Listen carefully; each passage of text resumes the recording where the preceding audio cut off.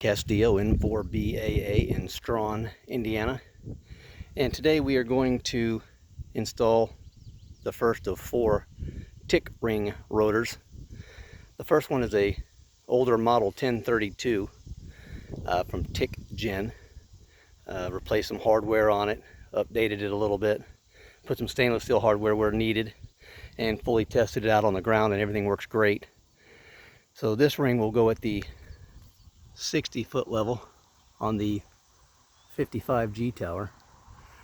Tower will be 135 feet when we're finished with it today-ish. The real goal is to get that ring up, get it installed, and install the next 3 sections of 55G tower and get it guyed with Philly strand guy at the 90-foot level. So we're looking forward to it. Really the order of merit is we are going to climb up on the top of the tower, take that ring, pull it up first, hang it on 2 of the legs of the tower, lower the gin pole because you cannot put the ring over the gin pole at that location.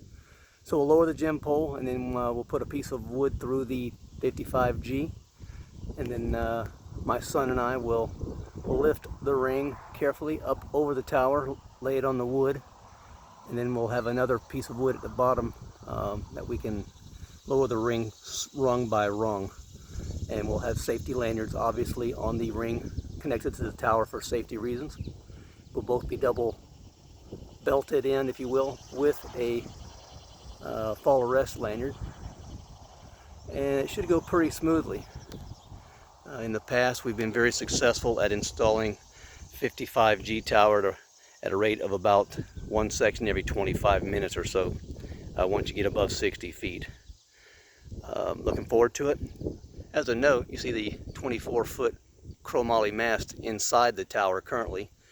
I put that inside the tower once we got the first 30 feet up. And when the full tower is fully erected and installed properly and things are tightened down, thrust bearings will be in place on the top. We will pull this chromoly mast up to the top, and we'll pull it up through the thrust bearings, secure it, and we'll be good to go to mount the antennas. Looking forward to it. See you in a couple hours. 73.